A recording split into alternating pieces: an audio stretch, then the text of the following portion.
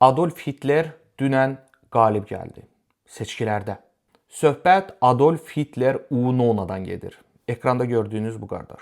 O, Namibiyada Umpunja vilayətində keçirilən yerli seçkilərdə qalib gəlib.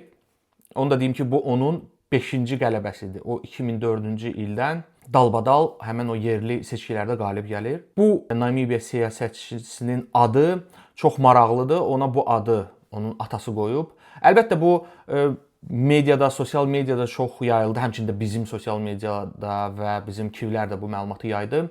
Biraz məzəli, gülməli konteksti var bu mövzunun əlbəttə. Amma bunun arxasında həm də kifayət qədər dramatik tarixi dönəm yatır. Bu da apartheidlə bağlıdır. Apartheid Cənubi Afrikada, Cənubi Afrika Respublikasında uzun illər davam eləmiş ağdərlilərin qaradərlilər üzərində seqregasiya siyasəti dövrü belə adlanır. Apartheid ayrılma deməkdir, yəni ayırma.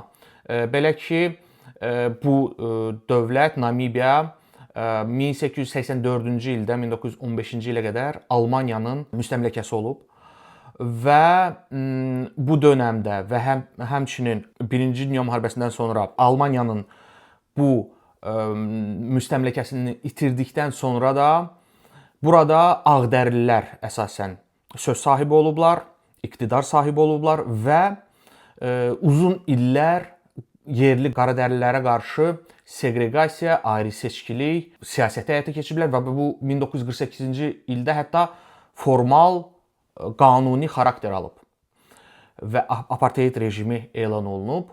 Uzun illər bu davam eləyib və yerli xalqlar bu rejimə mütəmadi etiraz ediblər, üsyanlar qaldırıblar. Bu üsyanlar qanlı şəkildə boğulub və onu həyata keçirən insanlar uzun müddət məhkum ediliblər. Bunlardan ən məşhuru yəqin ki tanıdığınız Mandeladır.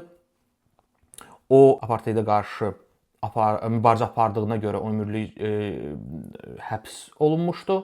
Amma 1990-cı ildə o zamanın yenə də ağdərili prezidenti de Klerk tərəfindən əfv edilir, azadlığa çıxır və elə həmin dövrdə də apartheid rejiminin dəyişdirilməsi və bir növ islahatlar həyata keçirilməyə başlayır. Bu elə-belədən deyildi. Əlbəttə ki, buna səbəb güclü beynəlxalq təzyiqlər idi. Hətta Cənubi Afrika Respublikasını boykot eləmişdilər. Müxtəlif beynəlxalq yarışlara buraxmırdılar. Çox güclü təzyiqlər həyata keçirilirdi. Və bu rejim demək olar ki 90-cı ildə, 94-cü ildə formal olaraq aradan qalxdı. Ümummilli seçkilər keçirildi və Nelson Mandela 2 dəfə prezident seçildi. Qaradərli yerli nümayəndə olaraq və bununla da apartheid rejimi aradan qalxdı və ondan sonra bunun bir növ tərsi baş verməyə başladı. Bu səfər qaradərlilər ağdərlilərə qarşı müxtəlif ayrı-seçkilik, təzyiq kampaniyaları keçirməyə başladı. Günümüzdə də yerli əhali arasında bu ayrı-seçkilik və bu mübarizə davam edir. Və orada artıq ağdərlilərə qarşı daha çox təzyiq göstərirlər. Orada ağdərlilər kiçik rezervasiyalar şəklində yaşayırlar. İstəyir Cənubi Afrika Respublikasında olsun, istəyir Namibiyada. Qaradərlilər tərəfindən mütəmadi olaraq hücumlara məruz qalırlar. Amma yenə də ağdərlilər yerli əhalinin ən varlı təbəqəsidir. Ən çox torpaq sahələri onlara məxsusdur. Böyük fermalar, böyük torpaq sahələri, əkin sahələri onlara məxsusdur. Amma qaradərlilər artıq əvvəlki kimi diskriminasiya olunmur.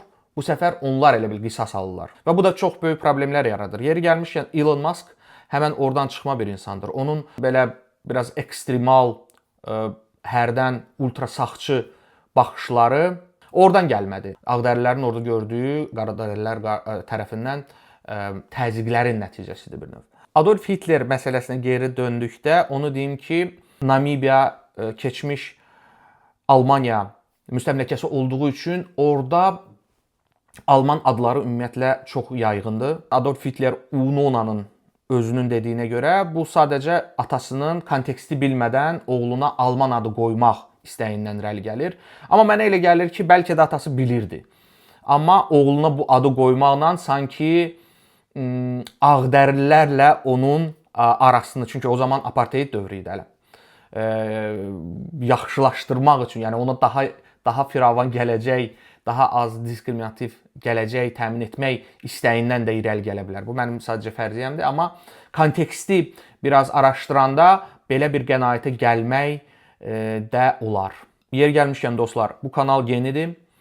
Mən çalışacağam ki, bu və buna oxşar, maraqlı, mənim şəxsən özüm üçün maraqlı olan, həm də gündəmdə olan mövzularla bağlı tarix, kültür, dil, elm mövzularında belə videolar daha çox çəkim. Əgər sizə də maraqlıdırsa, xahiş edirəm ki, kanalı dəstəkləyəsiniz, şərh yazasınız, paylaşasınız. Böyük məmnuniyyətlə bu müzakirələrdə mən də iştirak edəcəm və beləliklə kanal inkişaf eləsin. Diqqətiniz üçün minnətdarım.